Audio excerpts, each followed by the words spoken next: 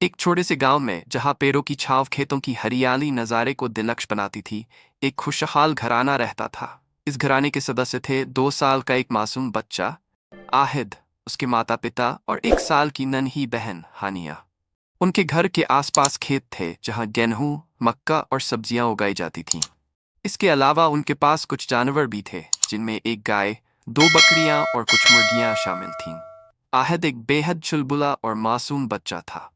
वह दिन भर अपनी छोटी बहन हानिया के साथ खेलता रहता था।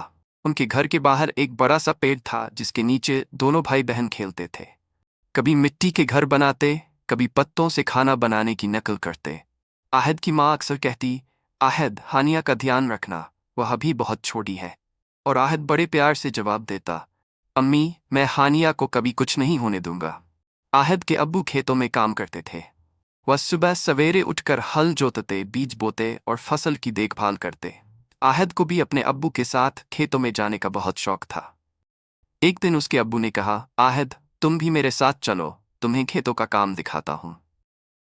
आहिद बहुत खुश हुआ और छोटे छोटे कदमों से अपने अब्बू के पीछे चलने लगा।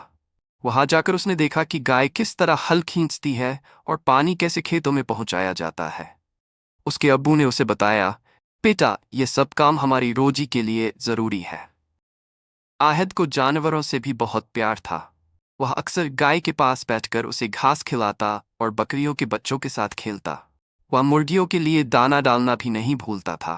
उसका पसंदीदा काम अंडे चुनना था, जो मुर्गियां हर सुबह देती थीं।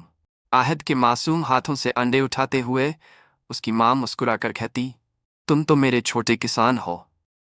एक दिन गांव में बारिश बहुत ज्यादा हो गई। खेत पानी से भर गए और जानवरों के लिए चारा लाना मुश्किल हो गया। आहिद के अब्बू बहुत चिंतित थे। आहिद ने यह सब देखा तो अपनी माँ से कहा, अम्मी, क्या मैं अब्बू की मदद कर सकता हूँ? उसकी माँ ने प्यार से उसके सिर पर हाथ फेरा और कहा, बेटा, तुम्हारी दुआएं ही सबसे बड़ी मदद हैं। आहिद अपनी छोटी बहन हानिया को गोद में लेकर दुआ मांगने लगा, या अल्लाह, हमारे खेतों और जानवरों को सुरक्षित रखना। उसकी मासूम दुआ सुनकर उसके माता पिता के चेहरे पर मुस्कान आ गई। कुछ दिन बाद मौसम साफ हो गया और सब कुछ ठीक होने लगा। ये छोटा सा घराना अपनी मेहनत, मोहब्बत और दुआओं के सहारे खुशहाल जिंदगी बिता रहा था। गांव की सादगी, खेतों की महक और जानवरों की मासूमियत इस परिवार की जिंदगी का हिस्सा थी। आहिद और हानिया की मासूमियत इस घर को जन्नत बना देती थी।